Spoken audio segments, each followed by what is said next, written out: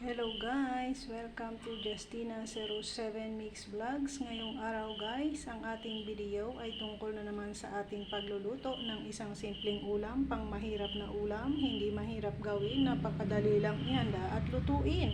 Ngunit, napakasarap at napakamasustansya guys. Ayan, kung mapapansin nyo, ito guys ay ang talbos kamote.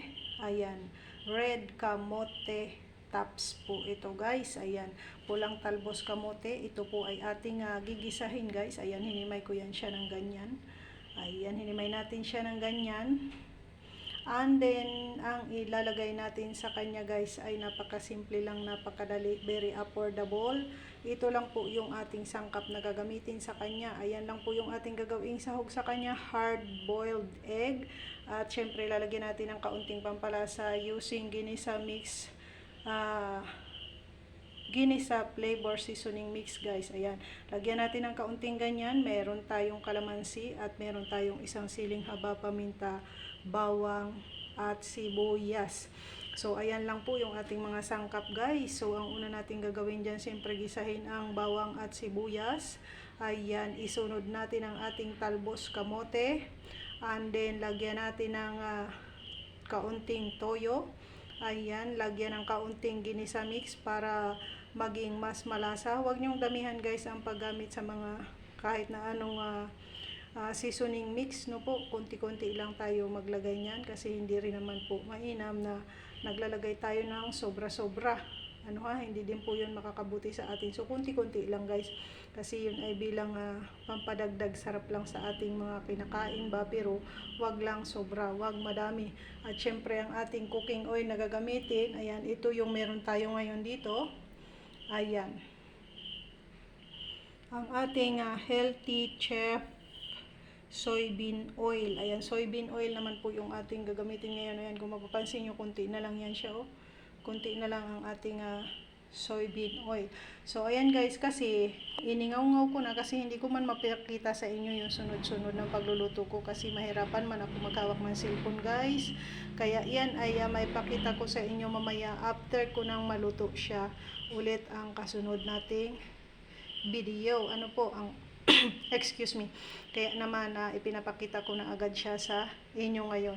At ang katambal natin po dito guys ay longganisa. Ayan, nakasalang na po ang aking longganisa na paborito ng aking pamangkin.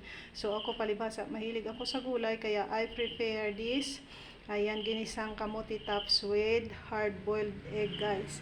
Ayan, at syempre lalagyan natin ng kalamansi. So siguro isa lang ang gamitin ko guys kasi hindi rin naman mainam na sobrang asim. Oo, isa lang po yung gagamitin ko. Ayan, dalawa lang yung aking nailagay na kalamansi pero isa lang po yung magagamit natin dyan guys. Okay na yung isang piraso. So ayan, antayin nyo na lang guys. Waiting na lang po kayo. At syempre, kung bago ka pa lang sa aking channel, huwag mong kalimutang mag-subscribe. Then click the bell button, select all para lagi kang updated sa mga susunod ko pang upload na simple-simpleng lutong bahay guys. Yung mga simple-simpleng luto laang na mga pagkain pang mahirap, yan lang yung kaya nating ihanda at maibahagi sa inyo. So ipasilip ko ng bahagya sa inyo guys yung aking niluluto na longganisa.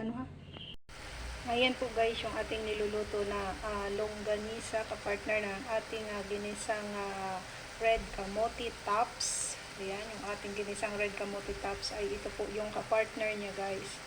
Ayan, ang ating longganisa. Ayan, malapit na yung maluto guys. Papakatihin natin yung sabaw and then medyo ipapabrown natin siya ng konti. At ayan, luto na. Madali lang naman guys kasi iluto ang longganisa. So, ito po yung masarap na longganisa guys. Kaya naman ay nako, gaganahan na naman ito ang aking pamangkin mamaya pagkain guys. So, ayan, mamaya ko na lang ipakita sa inyo guys ang lahat-lahat pag luto na silang lahat, ipasilip ko na lang po sa inyo, okay? So, ayan guys, luto na po ang ating longganisa. Kaya naman isusunod ko na ang pagigisa ng aking masarap na ginisang red kamote tops guys. Ayan. Ayan, apakasarap nito guys, apakasarap nito. Ito yung matamis na longganisa guys na maraming garlic siya. Oo, masarap na masarap. Ayan, para sa mga mahilig sa longganisa, ayan, matakam kayo guys, kay ito yung napakasarap na longganisa, pork longganisa na madaming garlic po, yan siya.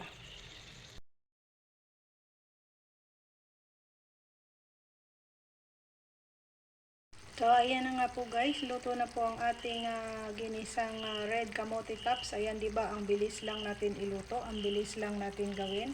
So, ayan, meron na agad tayong masarap na ginisang red kamote tops. Pwede nyo po guys i-slice yung egg, pero ako hindi ko na siya hiniwa. Hindi ko na siya hinati-hati kasi gusto ko buo yung itlog na ilalagay sa kanya guys. So, ayan na guys, ito na po ang finished product ng ating masarap at masustansyang ginisang red kamote tops. Ayan, hope you like it guys. So, hanggang dito na lang po ang ating video for today.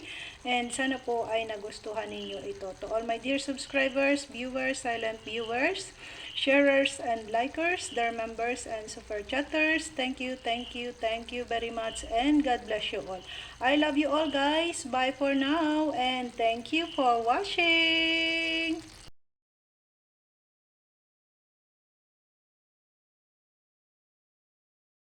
Finished product of our yummy ginisang kamote tops. Ayan guys, naka-plating na siya. Kain na po tayo. Let's eat. So yummy yummy ang ginisang kamote tops ni Justina. Masarap, simple, ngunit napaka masustansya. Bye!